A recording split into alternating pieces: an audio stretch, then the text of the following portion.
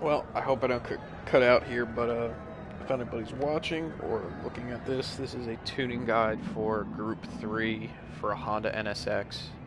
This is just a good test track for this car. It runs about everywhere. In this video, you'll see me driving, tuning, the logic of how I tune, and how I get to that point. Um,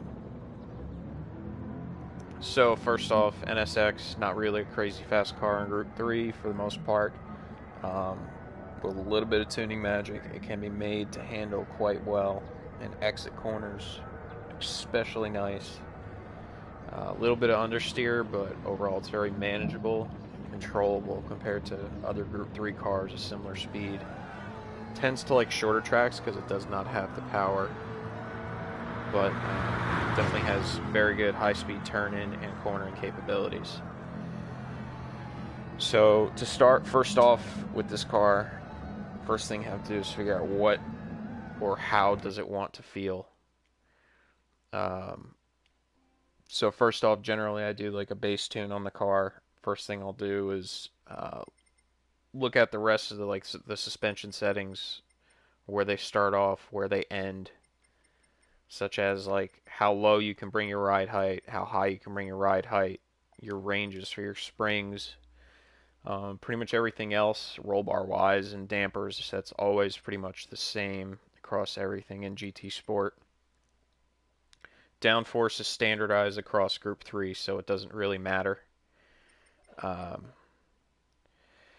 so, um, and then the other thing to focus on that's huge in Gr3, especially with certain vehicles, is the power band of the vehicle.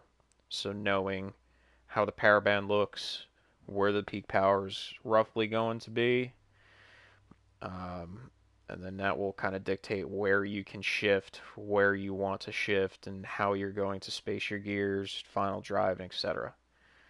Um, so to start, 9 times out of 10, I'll start with a vehicle, slam the ride height all the way down in the front, jack it up all the way in the rear to the top. Not always, but it's a good rule of thumb.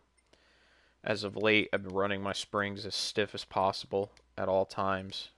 There's always exceptions to the rule, but just for a base, it'll get you started. These sway bars will tend to get you pretty much the stiffest roll, obviously, you can get. But it also does inhibit some low speed turn in, and your turning circle at low speed is somewhat affected. Doesn't make much sense, but you'll feel it. Um, these dampers will generally get you in the ballpark. Most vehicles you can run as stiff as possible in Gr3, but you just need to be careful when you get to vehicles that have weight shift issues, as you'll get to with this vehicle. Um, Rebound sometimes will help corner entry, corner exit, but it's generally a very small adjustment. Even though you can swing 9 ticks, it doesn't really, or 10 ticks, it doesn't really make that much of a difference. Camber, this is generally where I'll start out, plus or minus like half a degree. Um, I'll run anywhere between -1 to -2 degrees on the front, and anywhere between -1.5 to -4 on the rear, depending on what the car wants. Depending on vehicle, how they feel, I'll adjust the toe. I'll get to that later though, because that becomes a little bit more complex depending on what the car wants. I'll generally start off with full downforce, and then I'll only really deviate from here if it's like a really high speed track, such as like Lessarth with no chicane, or if you have a vehicle that has just terminal understeer at all times. Differential, this is something a little bit odd here. Not normally what I would do, but this car is somewhat of an exception to the rule. Has a little bit of twist on what I would normally do, which I'll get to later. But 9 times out of 10, I run 560 and 5, which tends to be the fastest on pretty much every car as long as they are hooking up. But I'll get to why this differential is all maxed out. Gears, the majority of the time, I run strictly a flipped transmission. Um, so that means you're taking your final drive, putting it up around 5, changing your top speed to 124 and then bringing your final gear down roughly to where you think the vehicle is going to be running on track. And then I'll optimize it further, making the last gear always as short as possible, the first gear always as long as possible, to get that much closer of a gear spread so you have more average power, more area under the curve. Um, so this is like a full-on setup right here. This is pretty much ready to go. It needs probably a little bit of tweaking that I'll play with, but it runs very nice times on this track.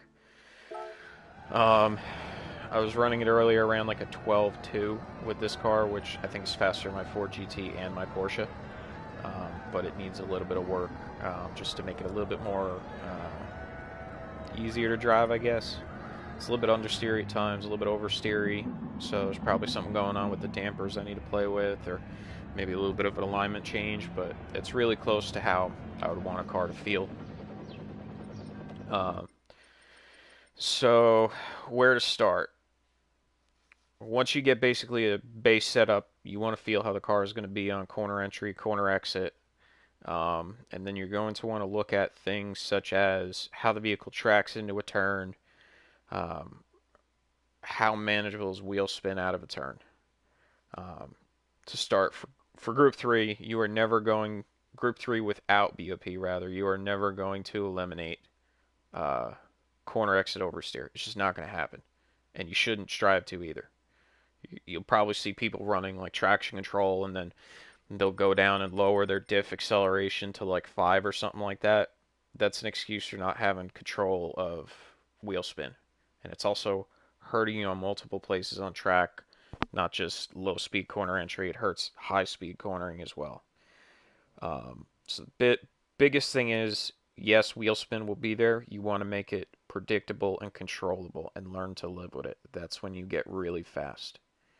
Um, so the whole time you're just going around the track, you have to get the car to where you can manage over and understeer.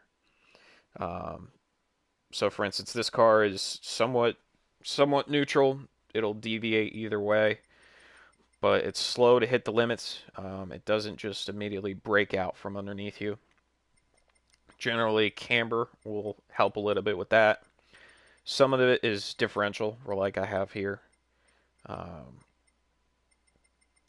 but for the most part, you want to make sure in order to keep it predictable, you don't want excessively too high of a rear ride height. If the vehicle, say for instance, is just so loose that every corner you're blowing the rear tires out, lower the rear ride height a little bit. Just do a couple ticks at a time until it comes back to you. You'll feel a point at which the car will hook again, but then you also notice that on higher speed sections, once the car is hooked up, you will have understeer. So you kind of need to count for that accordingly, and it's somewhat of a balancing act. Play with the rear ride height, play with the rear camber, and keep doing that back and forth. You'll find there's kind of a happy medium at some point with the car. Keep your compression on the rear dampers as high as possible, unless you have something that has too much grip and will oversteer or will understeer like crazy out of a turn. Unless you find that, which I haven't found a Group 3 yet, try and keep this all the way at 60 all the time. That'll kind of keep it as predictable as you can. Um, Having the differential set up like this, all 60s, um, this is for a couple reasons on this car. Dropping the throttle on this car, turning in, if you are not on the gas or the brake, the rear end immediately wants to step out. You could attempt to try and fix it with toe. Toe is more of an immediate change, but if you have a turn where um, you have to be off throttle for an extended period of time on turn in, toe will help on the initial turn in, but it won't help once you're like deeper into the turn. So let's say you're past the braking point, but you haven't hit the apex yet. Toe will help on the transition, but it won't help the whole way through. Um, Braking sensitivity tends to help when the vehicle is under deceleration. It doesn't help just when it's braking, it helps also under deceleration. Um, that's one thing a lot of people get confused on, and I didn't know probably until about 3 months ago. props to Dude for helping me with that. But braking helps at all times when you're off throttle. As long as you are not under power and you are slowing down, this comes into play right here. Initial torque, what I've found is the game says basically it's responsiveness. I think it's the speed at which the diff will activate. I'm not really sure, but I have somewhat of an idea of why they do what they do. I think it's more of just speed at which the differential wants to actuate, and also I think there's somewhat of torque biasing there, which I don't think that this model is completely accurate, and I'll explain why. I think that there's other things about it that we don't know about. In GT Sport, if you go and grab a Scion that is like N200 or N300, just a stock Scion, you go and you go check out the rear differential. It has values that you can't get normally. Like for instance, here will be 50, here will be 80, and here will be zeroed out. We can only go to 5. You'll have like 2 dashes like over here. That's trying to model what's known as a torsion diff. If you know the mechanics behind a torsion diff, when a torsion diff detects slip, it immediately locks. Lock meaning it is a differential that does not have any ability to have a difference in wheel speed side to side. Thus, under acceleration, 80 is locked. This is something important. 80 is locked, not 60. We can never get to lock a differential in GT Sport unless the vehicle comes with a torsion on throttle. The diff will never lock. So you need to understand that, and that's a big thing to grasp because it will play into how the vehicle will leave a turn, and you can also see it in tire wear. So this right here, basically, this will get the vehicle as tight as possible off throttle, and on throttle, when there is power going to the rear wheels, it will try and put as much torque to both rear wheels evenly as possible. By logic, it's somewhere probably around like 75% bias, meaning that if you have 100% of torque on the outside tire, or the tire with least resistance, the tire with more resistance has 75% of that torque. And this matters whether it's on or off throttle. So you're only allowing a 25% difference in torque levels from tire to tire. And I'll show you why driving this matters. So to get started, like this is a complete tune on the car basically. You'll see some other things though going on.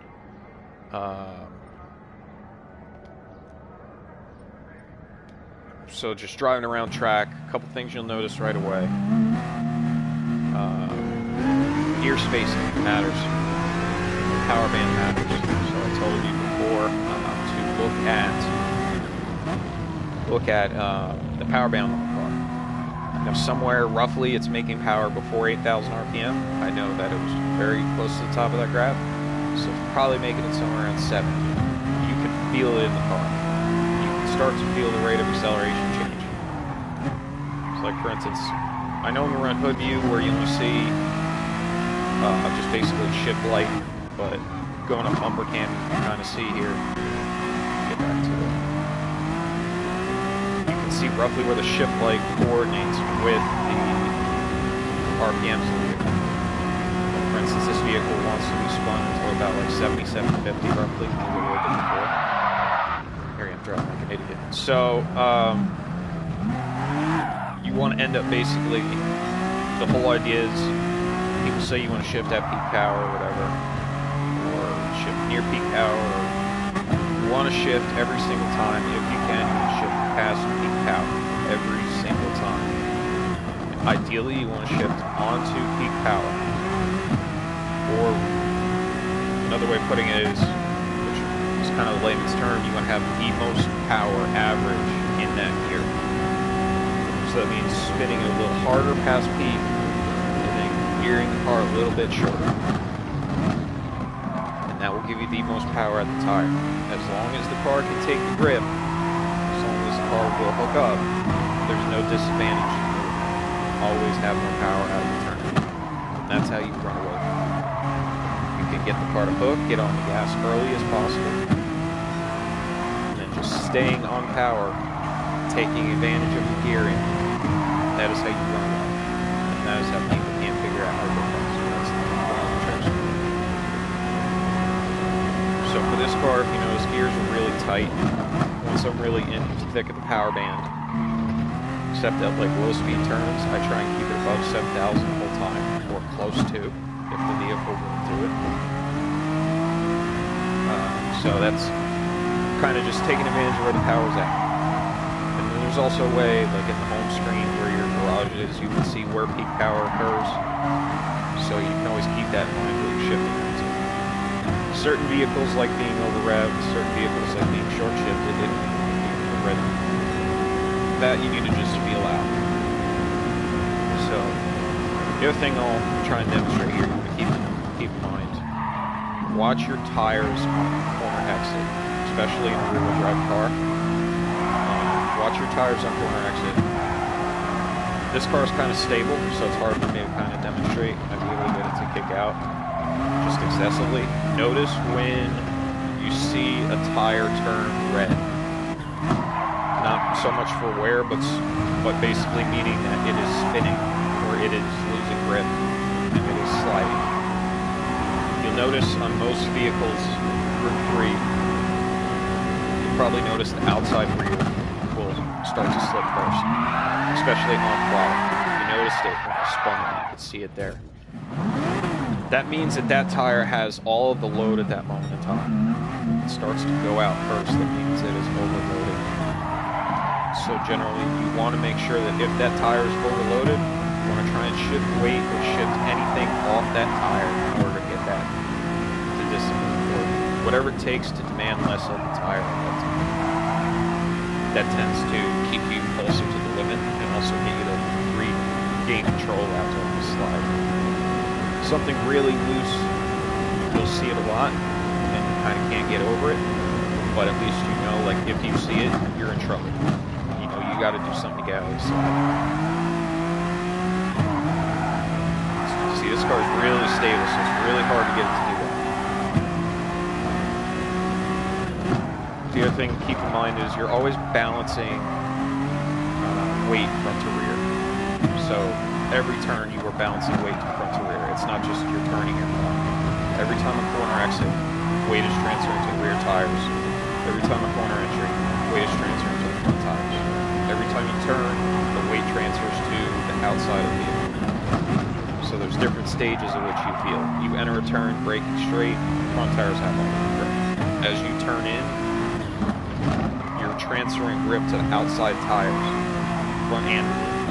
As you exit, you're transferring more grip to the rear tires. You're still having some to whatever outside tire is. That's important to keep in mind, because then you know, say for instance you have a vehicle that on corner entry is sliding in. Well, you know that you don't have enough grip in the rear of the vehicle at that moment in time. So, somewhat, you have to identify the problem first. So like for instance, this vehicle, why it needed a 60 diff, just all the way around. You would drop the throttle, and it would just oversteer. Notice this car only will oversteer after, right now, it needs a lot of side-to-side motion, uncontrolled side-to-side motion. Now it's very stable, because there was an issue with the vehicle needed resistance in the diff in order to turn. Certain vehicles need it, certain vehicles don't. Most Gr3s, you don't need to do that. Maybe the Lamborghini Huracan, you have to. Maybe the 458, you can throw a little bit of braking and initial torque, and maybe the Citroen, but you don't need it in like a Porsche, like a Ford GT. Those vehicles, they need different things. So biggest thing is just identifying a problem, what you need to address, what it's going to take to get rid of the problem. So, like for instance, this car really, since it's finished, it doesn't have much going. It's turns in nicely. The exit turns nicely. But to get to that point, it required some work. So what I'm going to do is basically I'm going to start just fresh so you can see like the logic of why I ended up at those numbers. So start here.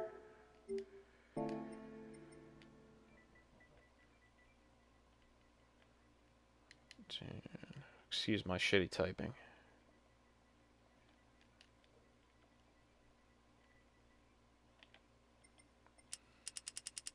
So you do your power ratio, traction control, super softs. I always start with a zero brake balance too. It's just better to start neutral than start playing with that. If I were just bass tune this car, I'm going to end up with something looking like this.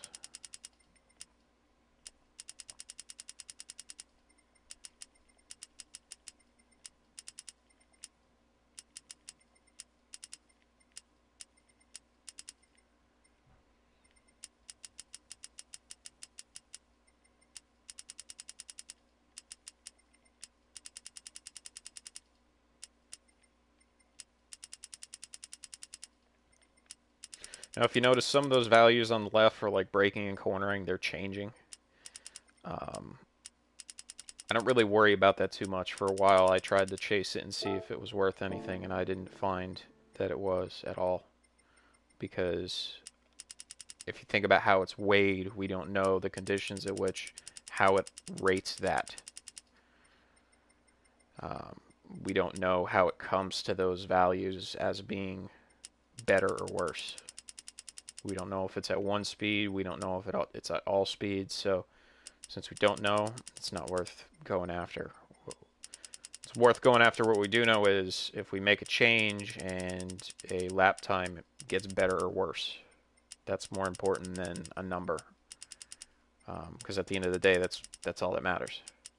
So if you notice, that was basically a complete transmission flip right there. Final gear all the way to the right. Top speed all the way to the left, so lowest as possible. And then I shrink my last gear as much as I can, raise my first gear as much as I can. And this right here is pretty much the best thing you can do to give me 1 second. This is the best thing that you can do in order to make your gears as close as possible to keep the greatest area under the curve. Area under the curve is the greatest average power, and that's what matters going around the track. So that's what I strive for. I know for this track, I'm probably only going to hit about 170. You want to leave a little bit of leeway as far as your gear spacing. You don't want to just put your top speed immediately or your last gear to about 170. If you notice, the game doesn't do that either. When you set a top speed, it always gives you a little bit more gear because you are past peak power. And once you are past peak power, the faster you try and move the vehicle, or the more throttle you give the vehicle to accelerate more, you'll get a diminishing return. That's the point at which, if you had another gear, you would shift because it is more beneficial to be in a gear with more power at that moment in time. So this is just a rough transmission. This is basically where I would start out if I didn't have an idea of what I was doing tune-wise with the car. That's where I would start my base. I mean, I know from playing with this car, this is probably going to be incredibly unruly on corner entry. Probably feel okay on corner exit. Probably going to spin out and crash a couple times on this track. Turn in immediately. The rear of the car's gone. You notice outside tire for the front of it. It's not bad on throttle or off throttle.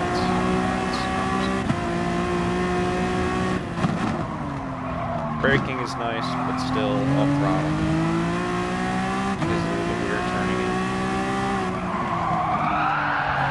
Fighting constantly for the turn. The rear just wants to step out. Those settings on throttle pretty much are always going to be great. There's not really much that's going to throw you off side to side. The other thing too is how hard you push your car. If you push the car past the limits, how do you want it to behave?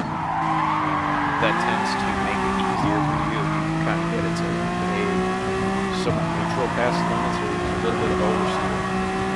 It'll let you save the car. If you got something past the limits that oversteers, you're going to be fighting all the time, and that's going to crash.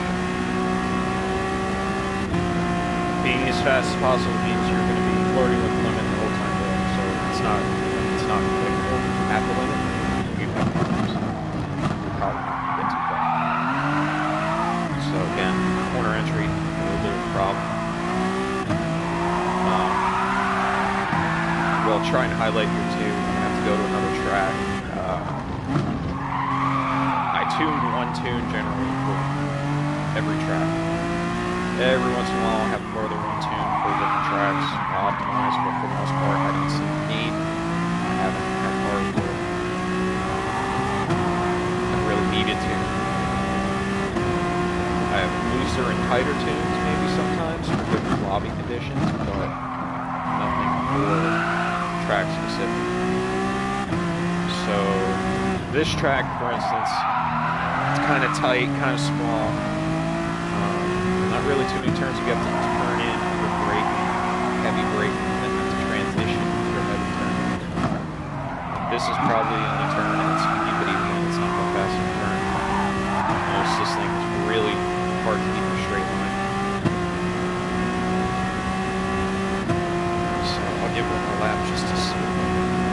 Like I said, notice again how the tires there on corner entry. Notice how the rear is always turning red. Outside rear, that means it's overloaded. So, a couple of variables that go into that. Could be somewhat suspension. Just thinking from the top of my head, but where I would look. It could be suspension related. As far as it's turning good on bottom, but it's not amazing. It could be better, but it's enough to get me out of the turn somewhat fast. But I'm losing all speed fighting. A lot more speed. So.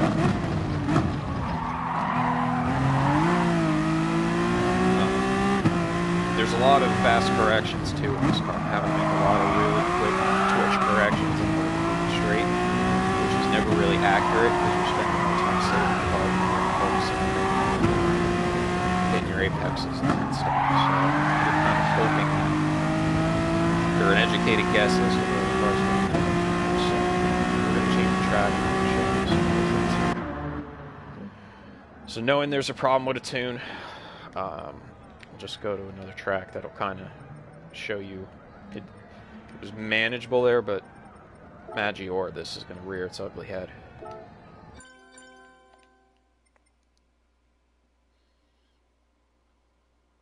I'm going to feel dumb as shit if this audio is not recording. It says it is. But if it's not, then I'm going to have to redo all this. If you made it this far and watched this, well, I guess we're doing okay.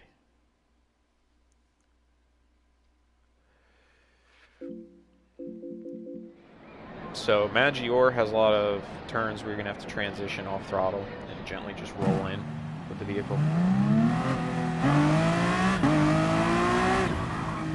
Snapping out of the pits. So, like for instance, the car wants to kick out immediately, low speed. I'm trying to give it a little bit of throttle just to get it to hook up.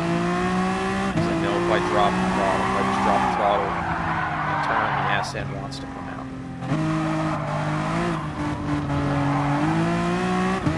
Generally a good corner to see if your car is stable. This corner coming up ahead because for stable enough. Turning in at a very high rate of speed, braking. See the car step down and fight it. It's too much fight. Spending too much effort to get the car not to turn. Not to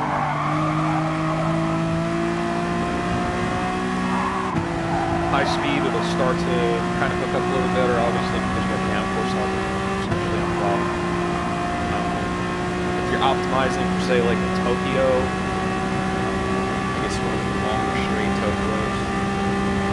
you'll notice that it does become beneficial to have a little bit looser car for high speed corners once your downforce is doing its work. So that track, a looser setup like this might be a benefit, but you'll sacrifice the lower speed corners because you're fighting the car. So this turn here as well, the car's really loose once you hit rumble strips or anything. Still maintaining the slide, but I'm still spending a little bit too much energy and effort to not get the car to not get the car to oversteer. The other thing there, if you notice too, the suspension was loaded, immediately the nose gripped. Immediately the rear followed. That's kind of why it snapped almost into the wall there. So you can see this thing just fighting for a run. It shouldn't be that hard. A little bit of wheel spin's okay. This is too much. This is excessive. I can be really smooth with it. It's still kind of a bit hard to manage. So next I'll highlight the differences between the two, between the base and where I ended up and how I ended up there.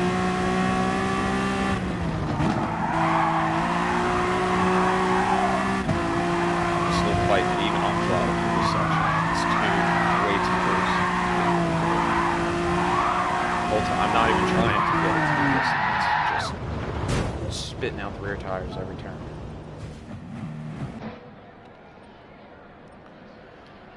So, comparing the two,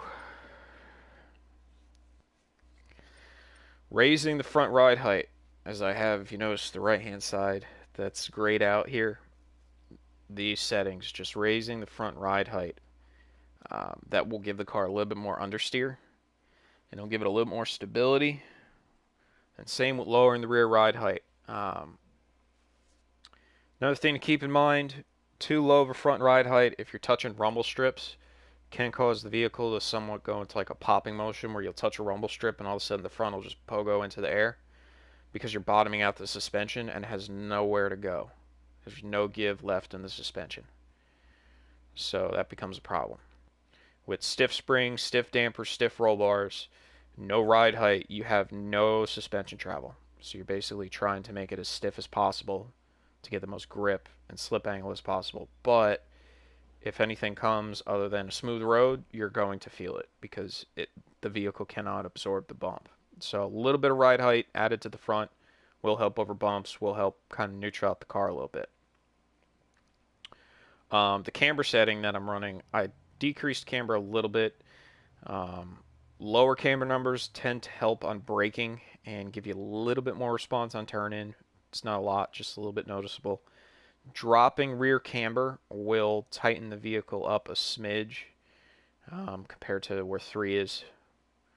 Raising the rear camber tends to make the vehicle a little bit looser at high speed and corner better at high speed. This is a little bit more emphasis on low speed cornering. I tend to run this setting on a bunch of vehicles to start, the 1, 5, and 3. Not too far off from the 1, 2, and 2, 8, which I settled on, but that was based on feel. A lot of times if you change the front, you have to change it back too to get the balance again. So if all you change is the front camber and you notice the vehicle is odd, you may have to change the rear as well. So it's just worth keeping in mind. So I immediately went for the diff for a couple of reasons. The vehicle is fine on throttle. I mean, unless it was a very heavy transition over bumps, the vehicle is pretty much fine on throttle. So I knew off throttle, I was going to have to make a change, such as I could try suspension, which I did a little bit. I could try alignment, which I did a little bit. But there comes a point at which if I try and fix the problem entirely in suspension or alignment, I'm going to start changing how the vehicle feels on throttle. So it's close to where I wanted it to be. It was a little bit loose on throttle, but not too bad. So I knew the problem was off throttle.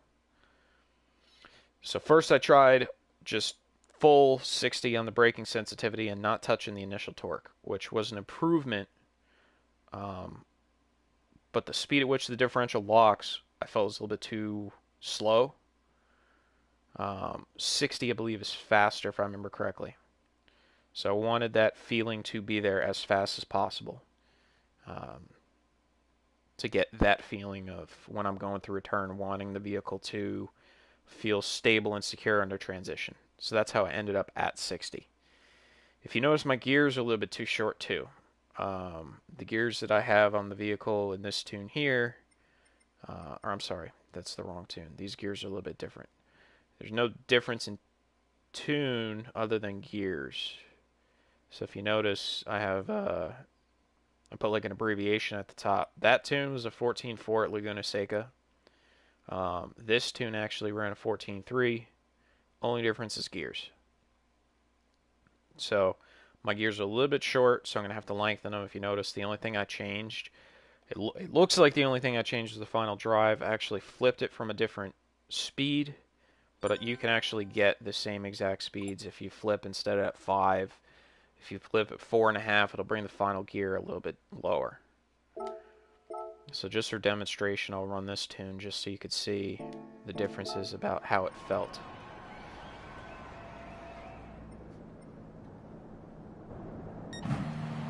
So this car did 44.6 this morning on this track. After a little bit of hot lapping. I would expect like 45s in an online lobby to run.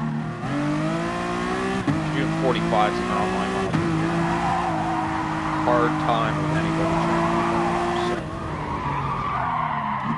now there is a big difference in the way this car turns in compared to before. I have to give it a lot more steering angle. Notice the red dot in the lower screen. A lot more steering angle to turn in. Or a lot more stable front brake. So it actually wants to go outward all the time. It does hook up decently out of the turn. It's still a little bit loose, but it's in. You notice also my corner exit speed is pulling the brake at 500 faster.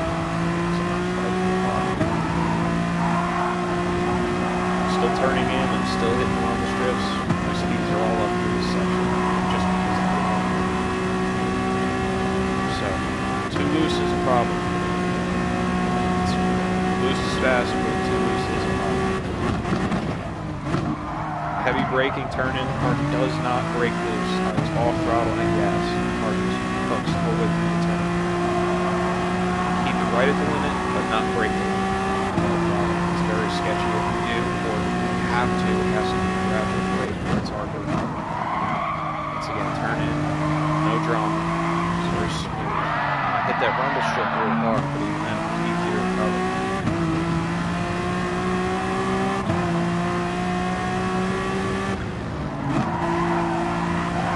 Last turn, I hit that rumble strip off. Generally, through that last turn, you want to be on throttle the whole way.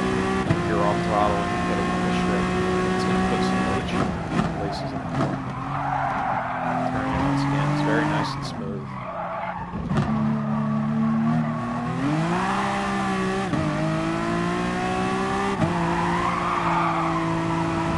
Still managed, but near as loose as the other one was. Turn in's nice. When you really push this car at low speed, it's going to want to kick out the rear, as I said, but it's still predictable.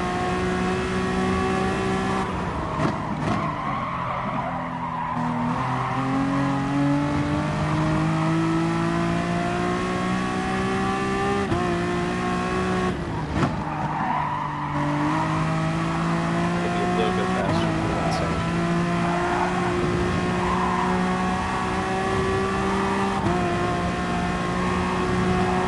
Good split time through here. If you're running like pace for 45, is right about there. You'll be like high 45s with that split.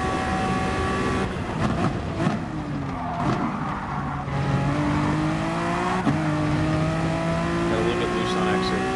Gas still just little tweaks. It's back.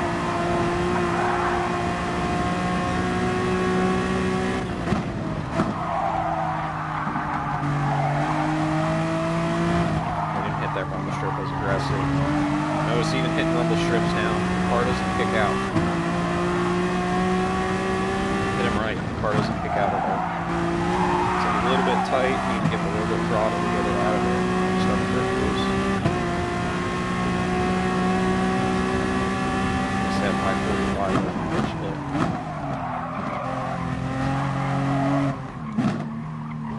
So the key to this car, not just tuning-wise but speed-wise, is This car likes to be absolutely flawed out of turns.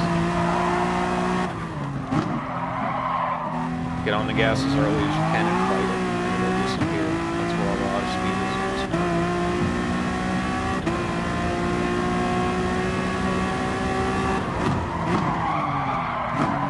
It's a little bit too deep on braking, also. A little bit loose.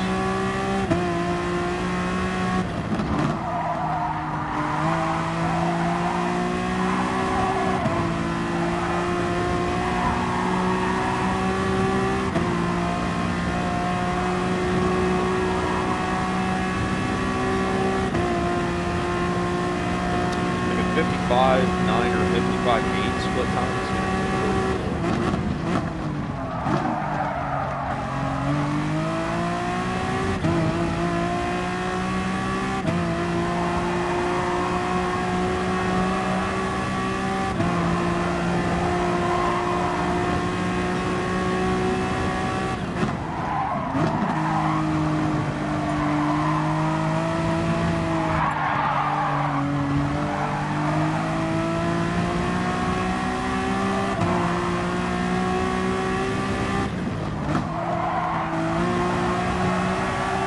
That was nice, actually. Just a little bit too early on the gas, but very fast.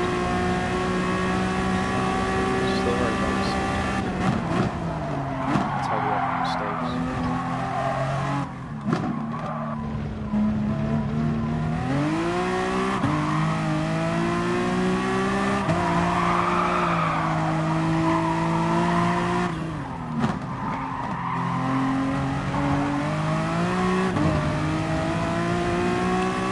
Not have a lot to pass.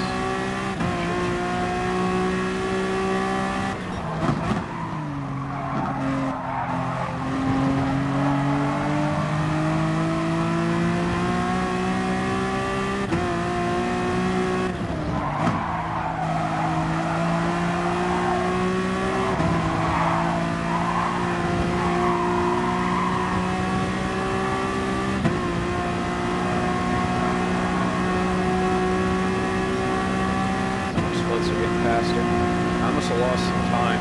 Real bad at some.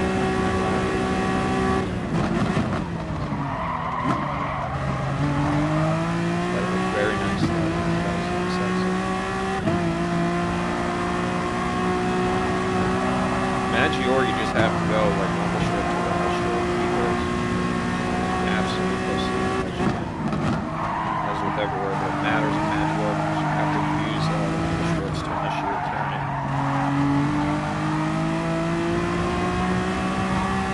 You almost want to like hook the inside tires over the normal strips at times. Real smooth.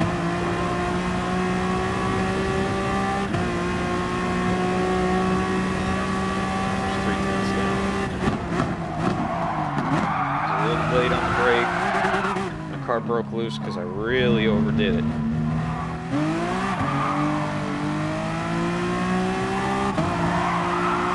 Kicks out just a little bit, but it's still controllable.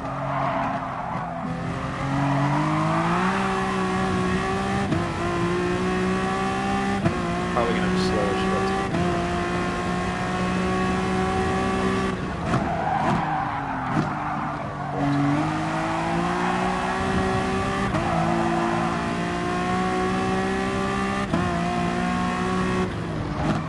Sometimes you'll never get the car to hook through sections, so if that's the case, you just gotta find a way to get through it as fast as possible. That's why it's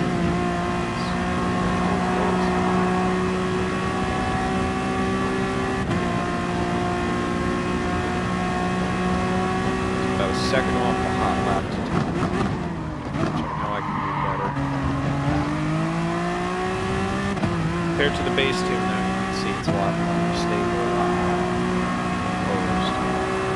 I can push it, really not have brakes to the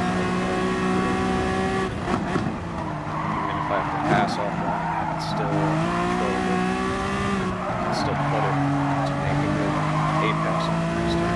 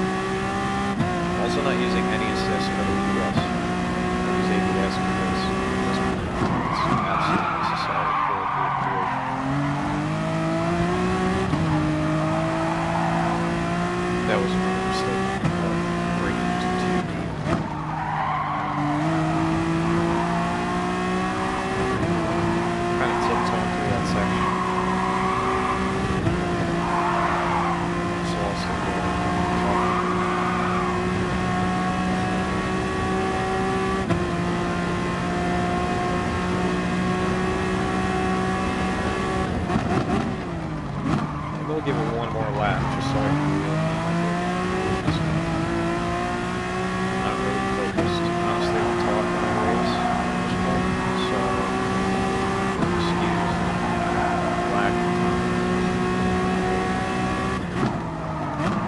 Probably go silent for the next lap, but we'll be able to see what it takes.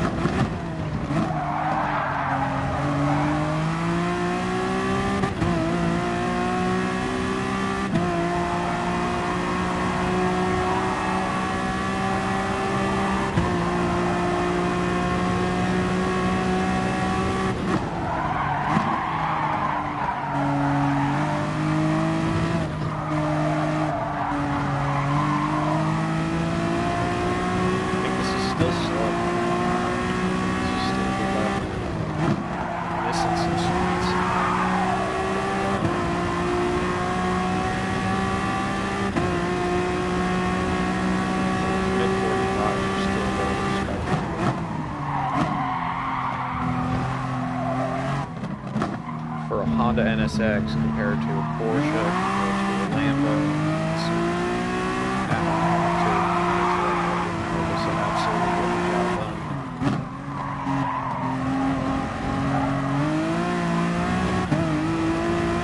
I try to stay within the white line. I'll go run over our normal strips and get too tired over the white. That's as far as I go.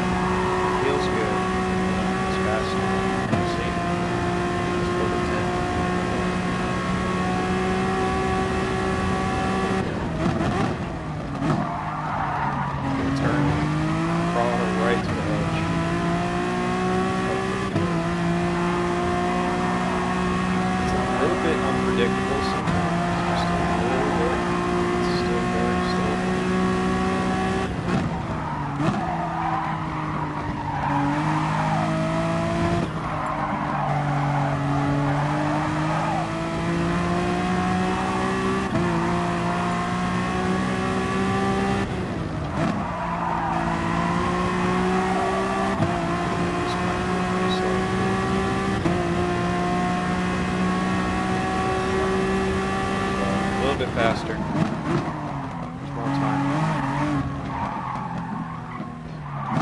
We're gonna go to the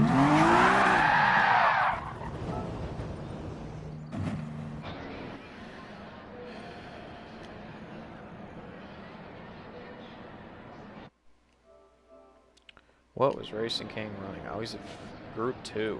Alright. Alright. Changing event settings.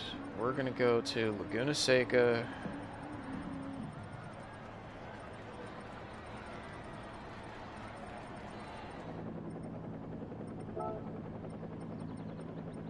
And we're forcing Group 3. Just so I don't have to deal with that.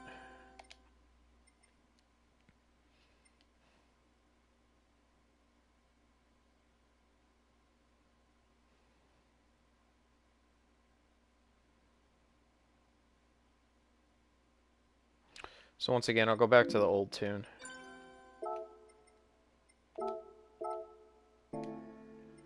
Or not the old tune, but the tune that was a bass tune, so you could see the difference in feeling.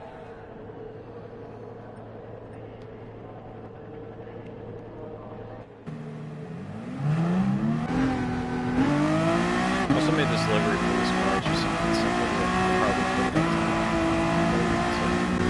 up. The number is locked, but the name is not, so your name will display.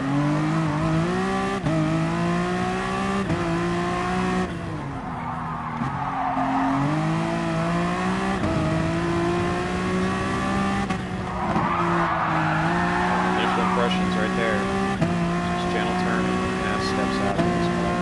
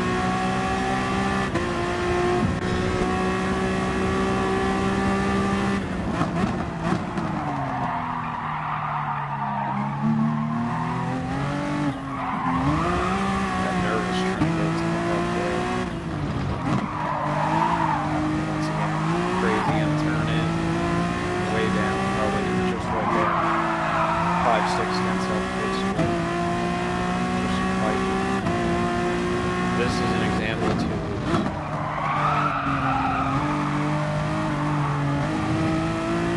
I can't even make a good apex exit.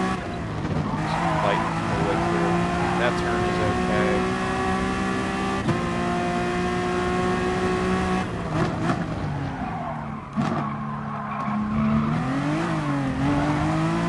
Trying to keep on throttle as much as I can. Let it just come out. Just killing momentum. Do one more lap and see if I can get it to not turn kill. So that's about 2 seconds off the pace. Best lap ever with that car.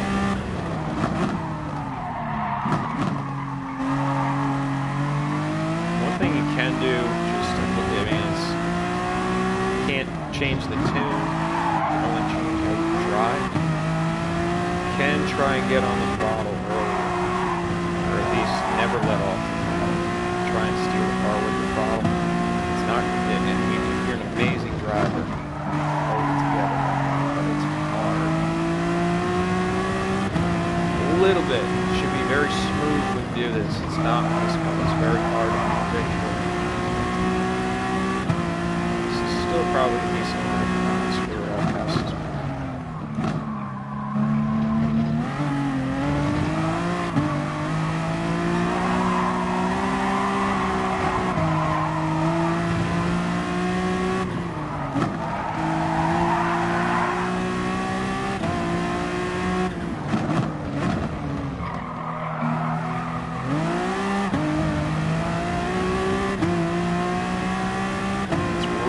Pushing on my drive.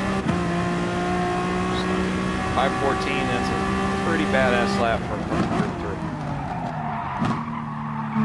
I'm fighting it a little bit more than I should. I have to give a lot more throttle. If I touch a rumble strip, it just kicks out. It's a little bit too much to manage. Also a little bit of time.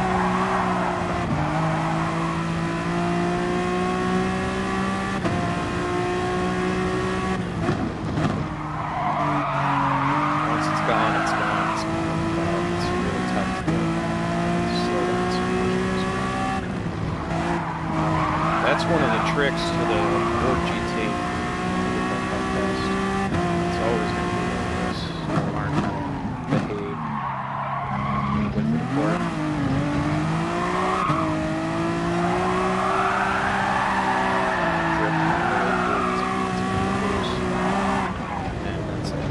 Literally puts me off the track because I'm pushing it too hard.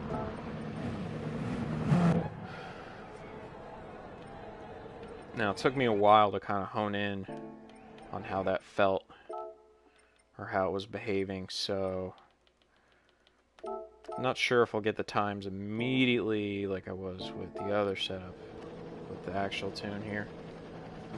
But once you do, it's a lot more consistent.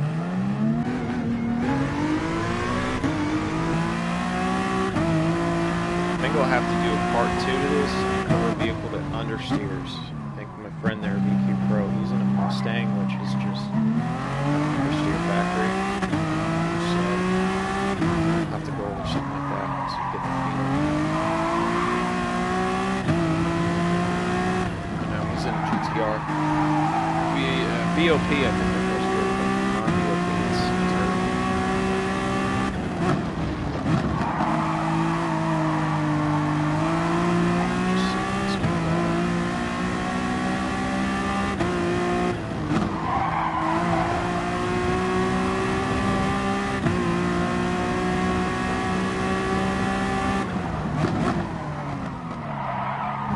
How I can dive a little bit deeper into a turn, also accelerate early around.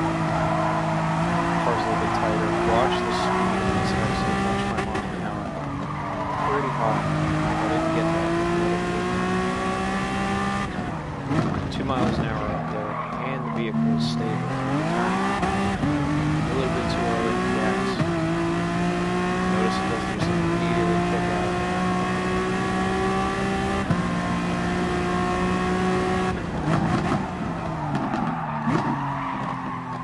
Drop the throttle and it doesn't kick out. It's very smooth.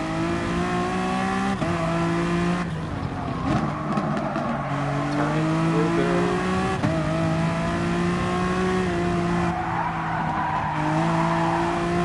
Probably lost a little time, so I'm turning it off a little. I can dive into this turn. Kick out. Line similar, up a little more speed.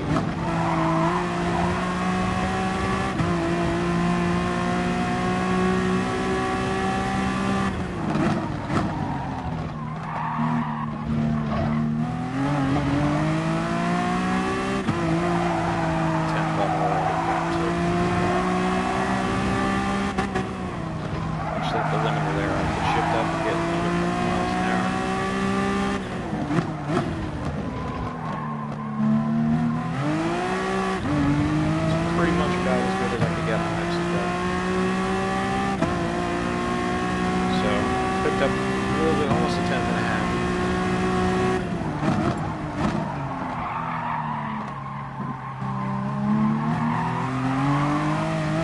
So he's got a 10 to 10.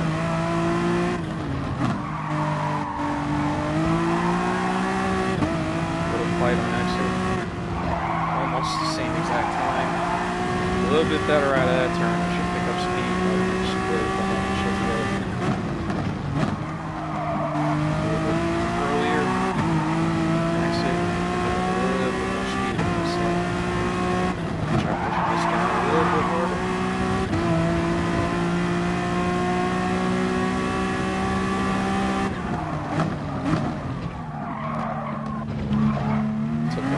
Bit off. Still up. Greatest.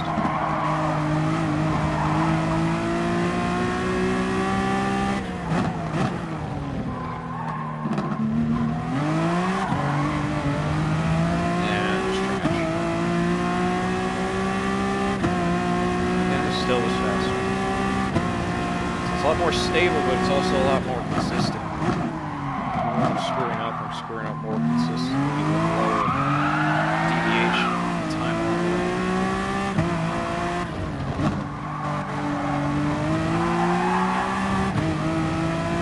Now, the settings that I'm running, I tend to run on most road courses. I don't really do oval, and I do not run those settings on Nürburgring. I tend to tune Nürburgring a little bit differently. I'll run this setting a little bit softer, a little bit higher, just trying to get more use out of the suspension. Create a pogoing rather around the track.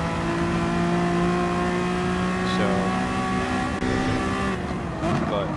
will go back, give you one more look at the tunes before I end the session, just so you can see what I'm running, what my bass tune would be, compare how they feel, and see. The hardest thing is learning the logic. Anybody can give you a tune to start with. Learning the logic, how to adjust from there, how to know on the roadmap what you gotta do, where you gotta manage. That's the hardest part. So maybe I'll do something with something that understeers next time. Because this car is generally a little bit too oversteered to really put in position.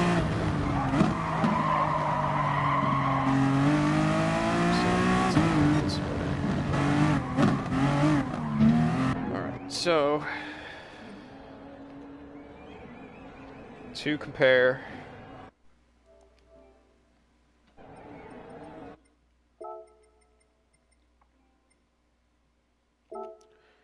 this is where my bass would be.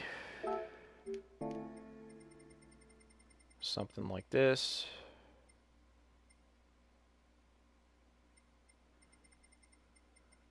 And then that's where my bass diff and trans would be.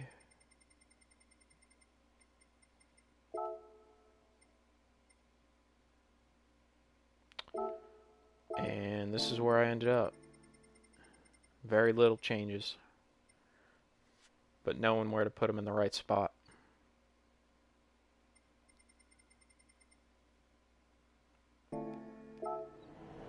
So, best of luck, and that's it for this session. Have a good one.